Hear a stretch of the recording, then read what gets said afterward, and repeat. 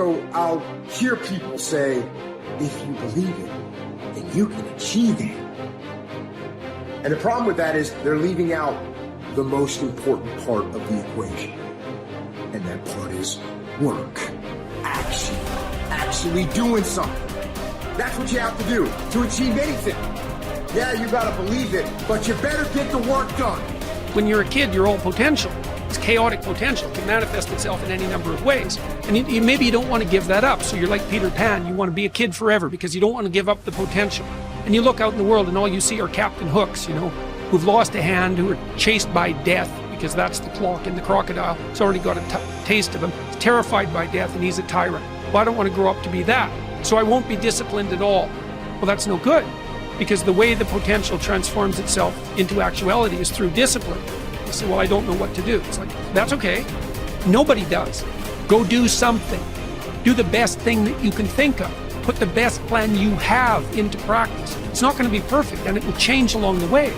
But it will change partly because you become disciplined pursuing the path. And as you become disciplined, you become wiser. And as you become wiser, you become able to formulate better and better plans. What does it take to really make the changes starting tomorrow? It also takes more than enthusiasm. I know we're hearing a lot about enthusiasm these days, but see, that just won't do the job. So you can get all excited about lifting 200 pounds till you get to the gym. And then you need a new excitement. And the new excitement is called discipline. Major step to human progress. Discipline. If there's one thing to get excited over, that's it. Get excited over your ability to make yourself do the necessary things. It's a commitment. It's not a feeling. Commitments don't have nothing to do with your feelings. You do it because you're supposed to. It's a lifestyle. Instead of hitting that snooze button in the fucking morning and not making your bed and not cleaning your house, you don't hit the snooze button. You get up. You don't want to go run, you go run. You don't want to go swim, you go swim. You don't want to make your bed, you make your bed. You don't want to clean your house, you clean your house. You don't want to study, you fucking study. That's how you start to callous your mind. It's going to suck. It's not going to be fun. Do something that sucks every single day of your life. That's how you grow. You will never have a greater or lesser dominion than that over yourself. The height of a man's success is gauged by his self-mastery, the depth of his failure by his self-abandonment. And this law is the expression of eternal justice. He who cannot establish dominion over himself will have no dominion over others. I mean, imagine you only have $100,000 to go buy a house. And so you go look at this house and it's like, Jesus, this house, man, it's like it needs a lot of work. It's like, well, that's all you've got. Well, are you going to pretend that the house is okay the way it is? Or are you going to look for where it's rotten and where the plumbing doesn't work and where the stove doesn't work? You have to go and look and see where everything needs to be fixed. And now it's like, that is harsh, man. And then in order to do that properly, someone has to have taught you, it's, look, you aren't your problems. Well, you are. You're most fundamentally that which, if it confronts its problems, can solve them. And that's the hero myth in a nutshell, by the way. The hero is the person who confronts horrible, chaotic potential and tames it and makes something of it, right? That's the fundamental human story. But the problem is that you have to face what you don't want to face in order to fix it. Yeah. And so you look at all the things about yourself that need to be burned off, that need to be dispensed with. And that, man, especially at the beginning, especially if you're screwed up, that might be like 95% of you just has to go up in flames. And it's painful. Even some of that stuff that you have to burn off doesn't want to die. And it'll scream in agony while you're burning it off. It's not pleasant. But if you know that you're the thing that can transcend your problems, most fundamentally, if you know you're the thing that, if it faces the problems, can transcend them, then you have the faith that would enable you to take stock of who you are. The chief task in life is simply this: to identify and separate matters so that I can say clearly to myself which are externals, not under my control, and which have to do with the choices I actually control. Where then do I look for good and evil? Not to uncontrollable externals, but within myself to the choices that are my own.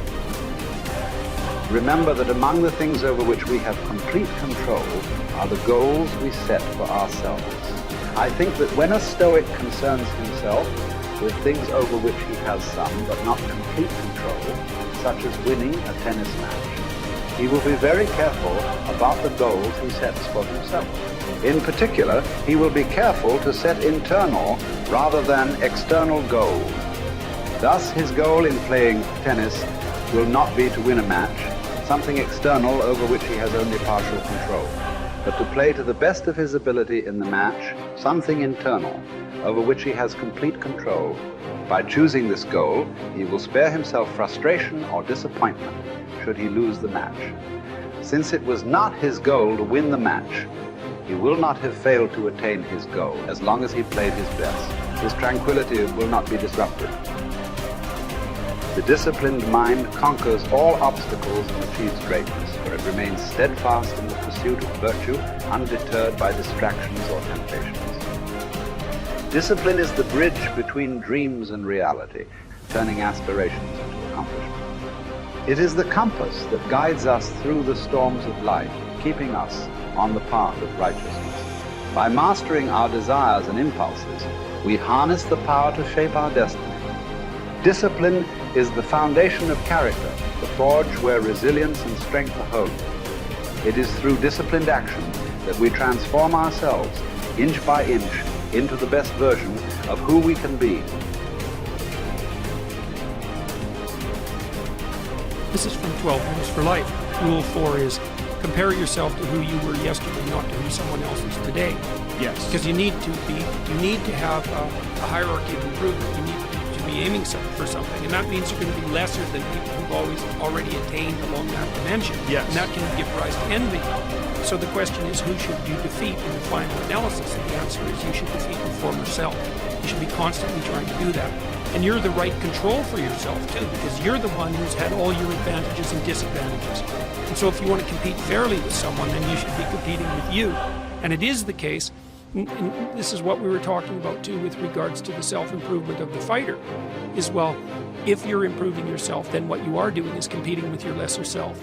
And then you might also ask, well, what is that lesser self? And that lesser self would be resentful and bitter and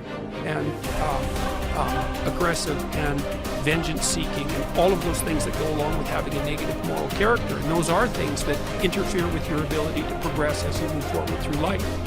So it's very necessary to understand that this is why, I've been stressing this idea of personal responsibility. It's like, well, personal responsibility is to compete with yourself, is to be slightly better than yourself the next day. Yes. And it better in some way that you can actually manage, and that's humility. It's right, like, well, I'm a flawed person.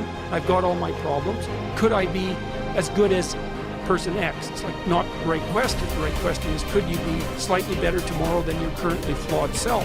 And the answer to that is, if you have enough humility to set the bar properly low, then you could be better tomorrow than you are today. Because what you also have to do is you have to say, well, here's all my flaws and my insufficiencies, and the best that someone that flawed and insufficient could do to improve and actually do it is this. And that's not worth going out in the street and celebrating with placards. It's like, well, this is why I tell people to clean the room. It's not going to brag to someone that you did that. But someone as insufficient as you might be able to manage it. And that means you actually are on the path of self-improvement, and you're transcending your former self. And you might say, well, what's the right way of being in the world, if there is such a thing? And it's not acting according to a set of rules. It's attempting continually to transcend the flawed thing that you currently are. And what's so interesting about that is that the meaning in life is to be found in that pursuit. So I've been laying that out in these discussions too, because I say, well, the fundamental issue is that life is tragic and difficult, very tragic and difficult for everyone. And it's also tainted by malevolence, because no matter how things are tragic and difficult, but there's always some stupid thing that you could do or someone else could do that could make it even worse than it has to be. So that's life. And you need an antidote to that, because that can embitter you. Constant contact with that. Just the tragedy, but the tragedy combined with betrayal and malevolence, that makes it even worse, especially if it's self-induced. Okay, so you need something to set against that so you don't get bitter and resentful. Well, what do you set against that? Doing something worthwhile. By your own definition, say. You need some reason to get the hell out of bed on a terrible day because you've got something good to do. Well, what's the best thing you can do? Transcend your current wretched and miserable self. There's meaning to be found in that, and that's a meaning that's associated with responsibility. One of the things that I've been trying to lay out clearly is that life is hard. It's tainted by malevolence and betrayal. That can make you bitter. You need a meaning to offset. Where's the meaning to be found? Not in rights, not in impulsive pleasure, but in responsibility. You take responsibility for yourself, so you take care of yourself. If you're good at it, you have some excess left over to take care of your damn family. If you're good at both of those, then you have some excess left over to take care of your community. Those are heavy burdens. You pick up the burdens, you find that's meaningful. The best way to pick up the burden is to continually improve yourself. And that's where the meaning is to be found. And so that meaning is in the continual self-transcendence. That's letting your old self die and the new self be reborn.